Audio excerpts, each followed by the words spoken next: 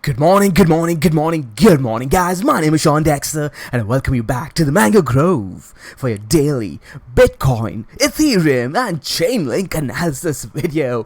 Yes, today we have a lot to talk about Bitcoin, Ethereum, and Chainlink. So I'm going to try and go through all of them on the relevant time frames that are important as we speak.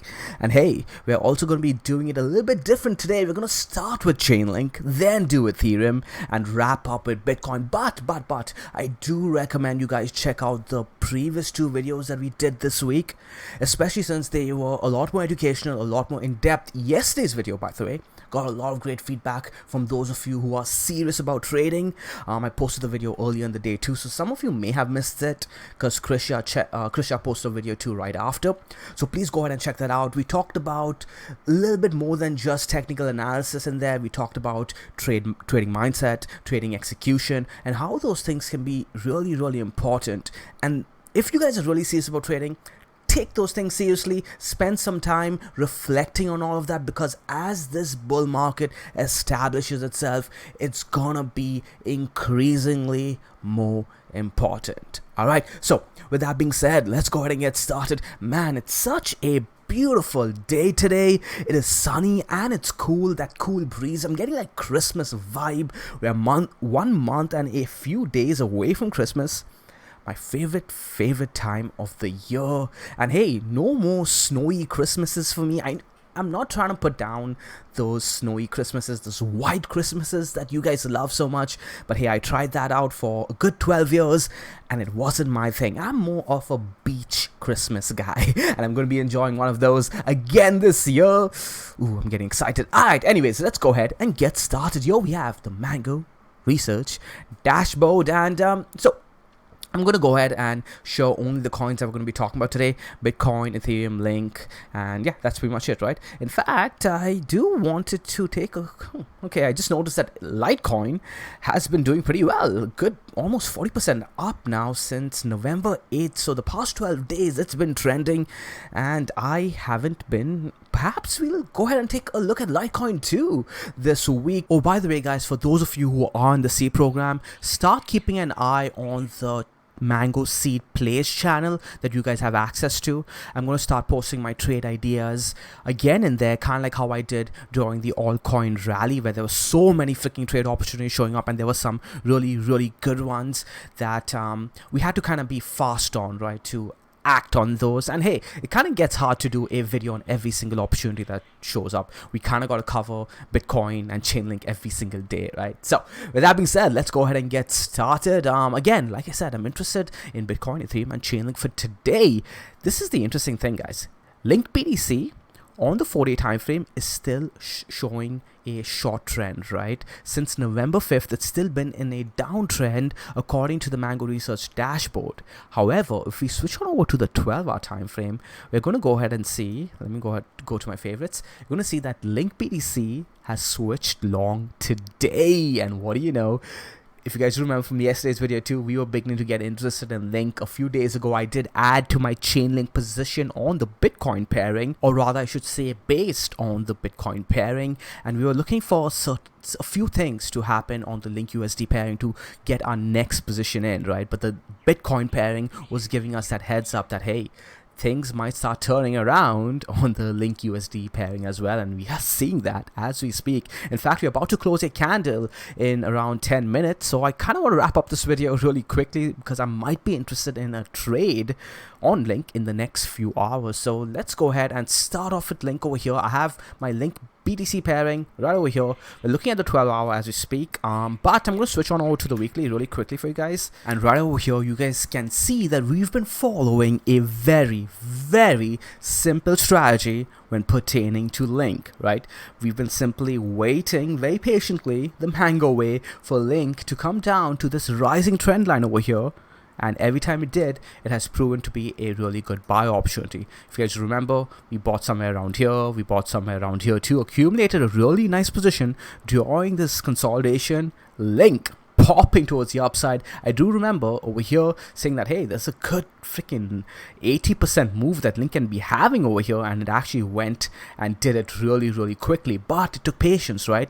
Accumulating the position. Now again, very similarly, it's going to take some patience over here against the Bitcoin pairing, especially because Bitcoin is running, guys. This aggressive downtrend that you're seeing on the Chainlink Bitcoin chart is because Bitcoin has been so aggressive towards the upside.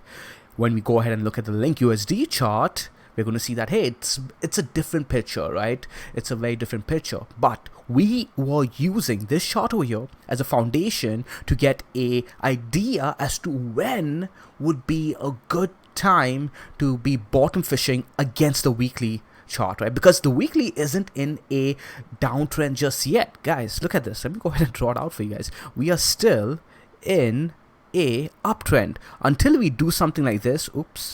Until we do something like this, right? Push up, get rejected in this zone over here, then come down again, break this trend line, take out these lows over here.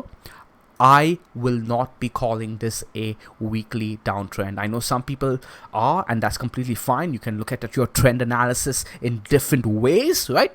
At the end of the day, your analysis is your own, but I'm playing this through a bull market perspective, and Chainlink Bitcoin has not violated that just yet. In fact, if you want to keep things simple, all you need to do is look at this zone over here. I'm going to go ahead and mark it out for you guys. This zone over here, right, lines up with this rising trend line. Once we start closing candles underneath there, then you can say that, hey, this is not looking as good anymore. This massive trend line has been violated, that we've been holding it for the longest time, as well as taking out these lows over here, both of the key lows that are going to matter to me moving forward. All of that is a really bad sign against the Bitcoin pairing. But remember, this setup right now over here on the Bitcoin pairing gives us a really good foundation to be judging whether or not the LINKUSD pairing is looking to break major levels, right? Because we're going into a USD bull market, and when I say that, I mean that all coins and Bitcoin pairings against the USD pairing are going to be increasingly more important, right? Because you can't expect every altcoin to be outperforming Bitcoin every single moment of the bull run. So while looking at this over here, I'm looking at Chainlink and saying, hey, okay, cool, we're coming up against major weekly support areas, right? A pivot point where the bulls, Chainlink bulls, need to decide, do we want or do we prefer Chainlink at these levels, or are we still more interested in Bitcoin? And we were looking at a certain level on the USD pairing as a pivot on this Bitcoin support pivot to decide whether, hey, are we going to bounce over here, right? Because the USD pivot was a resistance zone. So I'm going to go ahead now and show you what I'm talking about, okay? So keep in mind, over here we're looking at the Bitcoin support pivot zone, and we were looking for the USD pivot zone, which was resistance to break, right? And you guys are gonna see now how it all lines up. This horizontal right over here, guys, sitting at $13 and around 90 cents, has been key on multiple time frames, and it's essentially going to decide whether Link has a powerful move towards the upside or not. Or I don't want to say it's going to decide. I want to say instead it's going to lean towards the favor of the bulls actually seeing this follow through towards the upside. Because remember, it's always a probability game. We've been talking about this for freaking days, ever since Chainlink was somewhere around here, and then on this entire move we've been talking about various things, especially and most importantly this horizontal over here at $13.90 towards the upside. Breaking this level over here at around $13.90 is going to have consequences. It's going to, at the very least, lean the probability towards price reaching first around $15.60, and if we clear that, we can then look towards this zone over here, the key zone, at around $18 to 17 cents.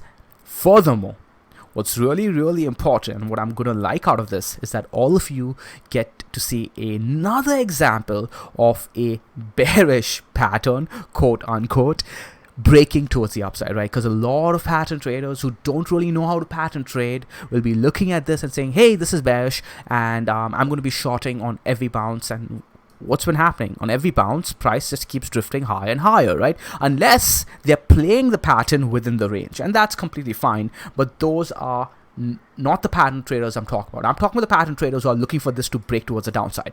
Remember, a pattern is not bearish until it actually breaks the pattern, because it is indicative of the trend breaking towards the downside. This could very well just break towards the upside and keep going, and we've been seeing that across various patterns recently on Bitcoin, on Ethereum, and other charts as well, right?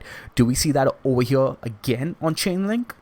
Well, time will tell us, but the trend is king for that very reason, because it keeps you in the direction of price movement while price is moving in that direction, right? Keeps the probability in your favor. Do the mango way, guys. It's the easy way. The mango way is the trending way. All right, so let's wrap up Link with a quick summary before we move on to Ethereum. So we're looking at this key pivot point over here at $13.90. If we do reclaim this level over here, this resistance pivot is going to turn into support. Now, this is where it gets interesting, because if we do that and see follow through by the bulls, especially if we take out this high over here at $14.28, then there is a likelihood that we make our way all the way up to around $18. Now that is a good 30% move, I believe. Yup, it is. If that happens, that's going to line up with this pivot zone over here, the support pivot zone, also holding true, and us bouncing and having a equivalent move. Now it's not going to be the same move, not 30%, because it has to also take into account what Bitcoin does. If Bitcoin goes down and Link actually goes up, right, against a Bitcoin pairing, well, in that case, we're going to see Link Bitcoin go up more than 30%. Vice versa, we could see this go up only 15% if Bitcoin goes up along with Link USD breaking this level. And hey, time will tell us which one of those scenarios play out. Either way, we can play both of those pivot points accordingly, right? We're about to close this candle. We're going to find out how well this candle closes.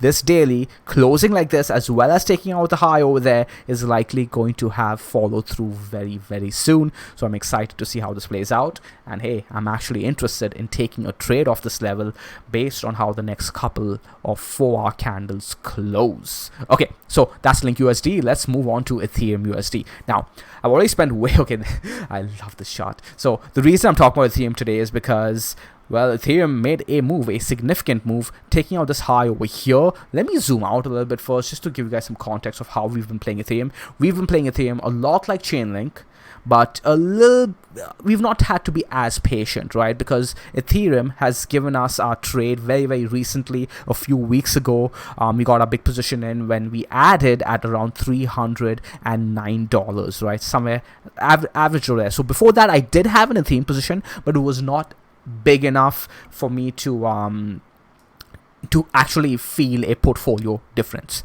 Now, recently, when we had this dip over here, that's when I added to my position. Been playing it very patiently ever since then. The key level that we've been eyeing for the longest time, ever since over here too, right? We were looking at $433 to get reclaimed. Okay, we did a in-depth analysis on Ethereum a while ago, and this was a key level, 433. On its first attempt, we clearly failed. You can look at this candle right over here. Okay, this candle was very, very important, because not only did it give us a candle close pivot point, which lined up with the 433 horizontal anyways, confirming to us that that is a key level, right? Because even though the previous week came smack up against it and we saw follow through, this level was held by the bears. We saw this level get defended by the bears, and we closed underneath and also took out the lows leading up to that. So that was a key candle towards the downside as well as towards the upside. So we could essentially, for the bearish play, we could have marked out this wick over here, and for the bullish play, we already had the wick marked out right over there at 491, right? So essentially, I'm marking out the high and the low. All right, cool. So moving into this new Ethereum run, this consolidation over here that we were very happy to see, and see it break level after level, right? Especially this green horizontal over here at 371. We were looking at two things to occur. This horizontal to be reclaimed, which we did 2 weeks ago. We talked about that, right? Did a video very recently. Got the retest of that level right over here at 431. This was just last week. And what did we just do? This just happened a few hours ago.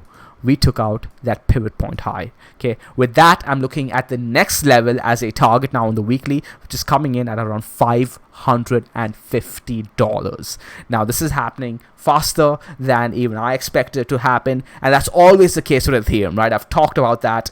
I've talked about how I've felt the pain of Ethereum moving faster than I expected in the past, and all you have to do is be patiently aggressive. When the time comes with Ethereum, be aggressive. And when it's time to be patient. It's so delicate with Ethereum because if you get the balance wrong, you end up either missing out the move entirely or you end up FOMOing at the wrong times, right? I'm sure a lot of you guys know what I mean if you guys have been trading Ethereum, and I've had a lot of experience trading Ethereum. So we talked about a few levels in the Mango C chat too as well today, but I had a discussion with Krisha as well. And Krisha has been looking at a major level at around, I think, right over here at 800. I think yeah. Her next level is 800. I believe, however, that 550 is going to be key, as well as, that's it, 550. So after 550, then I'll be looking at Krisha's level at around $800. Of course, we're going to have pit stops in the interim, especially on the lower time frames, and even over here, getting to 550 is not going to happen today or tomorrow. Things play out in a trending fashion, and with that, let me go ahead and show you how the 4-hour played out really beautifully. So very similar to what I'm looking for on Chainlink, right? I was looking at this horizontal. Oops, let me go ahead and undo that. I was looking at this major horizontal right over here. Okay, we talked about that, 488-ish. Now, on the 4-hour time frame, there are two things to look for. A candle close above this horizontal, along with the next 4-hour candle, taking out the high over here, which is essentially what we did, and we are seeing that follow through as we speak right now. Okay, so this is very, very similar setup to what Chainlink is doing. And if you guys are looking at this bull flag, this really weirdly drawn bull flag over here, it's because I'm looking at it on the 12-hour time frame. And by the way, if this is a bull flag, how do you define whether this is a bull flag or a rising channel? If a rising channel is supposed to be bearish, why is a bull flag bullish? Have you guys asked that question? A bull flag is considered bullish because it has a pole, right? That's the simple answer. That's the pattern answer. But the pattern is derived from the fact that this is a trend with an impulsive move towards the upside, consolidation in a bullish trend as well, and then follow through with another impulsive move, maybe taking us now to $550. But the point still stands that it all gets derived from trend analysis, and a pattern being a rising channel that breaks towards the downside is only another way of saying, hey, the pattern, or rather the trend, is now switched towards the downside, right? In an uptrend, we have now gone into a downtrend. That's all a pattern break is. All right, enough of that ramble. But yeah, that's my targets for Ethereum. Immediate target is around $550. Yes, we're likely going to have pit stops in the interim. Maybe halfway through the range over here, we could look for a interim target for you lower time frame traders at around 520-ish. 519-ish, somewhere around there, but the major target is going to be 550. And let me go ahead and talk about why I'm looking at that, why I think that is such a key level. I'm going to go ahead and just turn off all my horizontals. I want you guys to look at this push up over here, and those of you in the Mango Seed program, you guys know why this is such a key level, right? I think during the analysis, by the way, while I was doing the support and resistance module for you guys, I believe we spent a lot of time on Ethereum, right? Because Ethereum works really well, support and resistance, especially amongst all the other altcoins. And this level did come up. I do believe we talked about this level. I don't remember entirely, but I do believe we talked about it. Right over here, 550 is going to be a key level. You can see it being respected here, over here as well, on this bear flag breakdown towards, that led us all the way down to $80 eventually. It's going to be key. It's also a psychological number that has symmetry towards it, 555. So that's going to be the level I'm looking at. It is unbelievable that we're talking about these numbers when Ethereum has spent so much time in the 80 zone, in the 100 zone, oh man, and now 555. Some exciting times to be had, definitely. Alright, so that's Ethereum. Now let's go ahead and talk about Bitcoin. But with Bitcoin, we're not going to be looking at Bitcoin USD. I did that yesterday. Again, guys, please go ahead and check out yesterday's video. There's a lot to be learned and garnered from that. I want to give you guys a follow-up on the Bitcoin gold chart that we're looking at, right? We've been following Bitcoin against the gold pairing, and I really think that's the chart to be looking at, keeping an eye on at the very least. You don't want to be making your trades on the USD pairing based off the gold pairing, right? You don't want to do that. That's going to end up disastrous. What you want to do is, or I don't want to tell you what you want to do. This is not financial advice. In fact, don't listen to anything I'm saying. I'm a complete idiot. I don't know what I'm talking about most of the time. I just come on here and ramble. I'm surprised you guys even listen to me. But let's go ahead and continue our discussion. We're going to go ahead and switch on over to the weekly time frame just to give you guys a quick recap on what we've been looking at, right? Essentially, I've been looking at this massive formation over here on the Bitcoin gold pairing, and hey, we've been waiting for this to break towards the upside. This happened a few weeks ago. Been very patient, and the key level that I was looking for, that Bitcoin hadn't done yet, even though we had done the similar structural break on the USD pairing, was this one right over here at 8.86, right around 9. Let's round up to 9. Clearing that level, which is something we did a few days ago, was really key. Now, taking out this high over here, have we done that actually? The high over here was 9.74, and the high currently we've taken that high out too. So this is going to be explosive, guys. The next key level now after this that we can look at is right over here at 14.47. Now, I'm not trading against the gold Bitcoin. I'm not trading Bitcoin against the gold pairing, right? I'm trading it against the USD pairing, of course, but I'm using this chart over here to add to my bullish bias, and it's one of the reasons why I was so comfortable adding a nice position, right? I added twice essentially on the first dip, where I didn't add as aggressively for the factors I talked about in yesterday's video. But then on the second opportunity that we got, I did take a nice position. A lot of people would have been wondering, and I did get that question, Sean, aren't you a little bit worried buying at around 17,200 when we're so close to all-time high?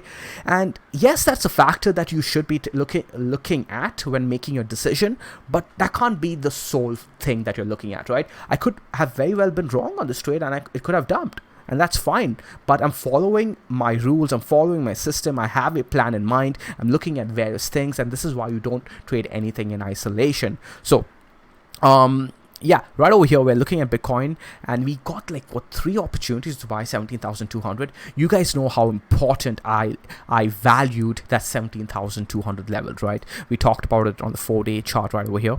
Right, this pivot point right over here, 17,200 was really key, and in my opinion was one of the deciding factors that led to the entire bear market. Right, this move over here was the decision point, the pivot point for the bear market. So when we reclaim this level over here, that was essential, and that same pivot can be now used as a trade opportunity towards the upside, right? It is a resistance flipped support, and now when you go back on over to the 12-hour, you're going to see there's a lot to talk about over here. Actually, you're going to see that we had 1, 2, 3 opportunities, and Bitcoin can be extremely generous as long as you're willing to do it the mango way. So I'm going to go ahead now, switch on over to the 1-hour time frame. This is something I believe we were talking about in the Mango Grove as well. Oh, no, it was in the Mango Seed. We talked about this in the Mango Seed, and it was a few of us who were looking at this structure over here. And just that morning, I came up over here and I told you guys how I added to the position I added over here, right? So initially I took a position over here, but it wasn't my entire position. But then I got my entire position on this dip over here, and I told you guys that as long as we are holding 4-hour candles above this level over here, I'm going to be in my trade. Now look at this. I'm looking at the 1-hour chart. You can see clearly that the 1-hour broke underneath this major key point over here, right? But it did not see any follow through. So it broke underneath but did not see any follow through. If you go on over to the 4-hour, I'm going to be switching back and forth over here, guys, so bear with me. You're going to see that the 4-hour held it perfectly. So let me go ahead and clear all of these drawings over here. The 4-hour looks so clean. So clean. Right there, you can smack horizontal and you can see that, wow, this is such a neat chart. However, if you go on over to the 1-hour and you're looking at the lower time frames, this is how you get trapped. Now, you could get trapped on the higher time frames too. Okay, don't get me wrong. But the likelihood of getting trapped on the lower time frames is just higher. Okay, it's just the trade-off that you're always going to be making when trading the lower time frames. There's more opportunity by all means because you get more trade opportunities, so you can win more often. But on the flip side, there's more opportunity to get trapped in bear traps and bull traps as well. And those traps exist to get trapped in, right? So there's no harm to get trapped in it, right? But you can avoid some of those mistakes. So rather, I don't want to say no harm. There's no shame. There's no shame in getting trapped in it as long as you followed your rules. If your rules force you into a trade, right, and then you get trapped, hey, just follow your rules and get out. So this right here was an example of a bear trap where you would have been looking at the structure over here, right? Which is bearish, completely bearish. Broke towards the downside. You could have looked for a measured move that likely lined up perfectly with another level. Let's go ahead and check. Yep, right over here, right? You can see how we'd have been coming and testing this structure over here, right? So this was a fair trade. If it was on any other time frame, I would have been like, hey, that's a good trade. But because it's on the 1 hour time frame, I completely ignored it and I waited patiently for my 4 hour candle close to invalidate me. And what do you know? Nothing happened, right? Or rather, I didn't have to get out of my trade.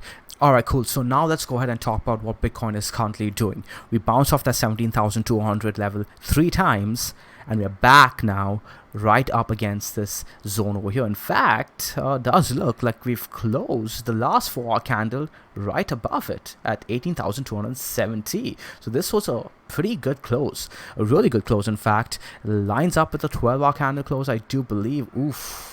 Really nice. Now taking out this high over here, guys, is likely going to see us have our move to 20,000, around 19,500, somewhere around there, right? 20,000 is just something that we say because it's easier. The key high, I do believe, I don't think Bitcoin actually got to 20,000, right? It was 19,800-ish, or was it 19,800? Yeah, 891. So that's what we'll be looking at for Bitcoin to test. And I talked about how I wanted to be in position, right? I wanted to have a comfortable position going into that level because there's a chance, a small chance of an explosive move off that level, because a lot of people are going to be trying for the easy trade, and it's valid. Okay, this is a trade that we're going to likely see people try for because you can know you're wrong really quickly. But because a lot of people are going to be thinking that way, there's going to be a lot of stops over here, right? A lot of trades that are going to be flipping from short